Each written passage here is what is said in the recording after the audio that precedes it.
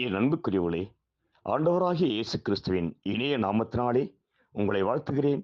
உங்கள் சகோதரன் மேத்யூ மாறன்.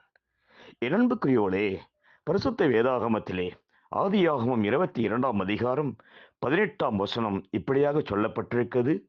நீ என் சொல்லுக்கு கீழ்ப்படிந்தபடினால் உன் சந்ததிக்குள் பூமியில் உள்ள சகல ஜாதிகளும் ஆசீர்வதிக்கப்படும் என்று என் பேரில் ஆணையிட்டேன் என்று கர்த்தர் சொல்கிறார் என்றார்.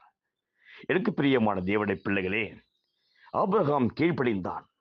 தன் நேச குமாரனாகிய ஈசாக்கை பலி கொடுக்க தேவனுடைய வார்த்தைக்கு ஆபிரகாம் கீழ்ப்படிந்தபடினாலே அவன் கர்த்தருக்கு பயப்படுகிறவன் என்று ஆண்டவர் இங்கு சாட்சி கொடுக்கிறார். தன் நேச குமாரன் என்று கூட பாராமல் கர்த்தர் ஈசாக்கை பலியிட சொன்ன மாத்திரத்திலே அவர் வார்த்தைக்கு கீழ்ப்படிந்த ஆபிரகாமை கர்த்தர் வானத்தின் நட்சத்திரங்களைப் போல ஆசீர்வதித்தார். பூமியின் மண்டலத்திலேயே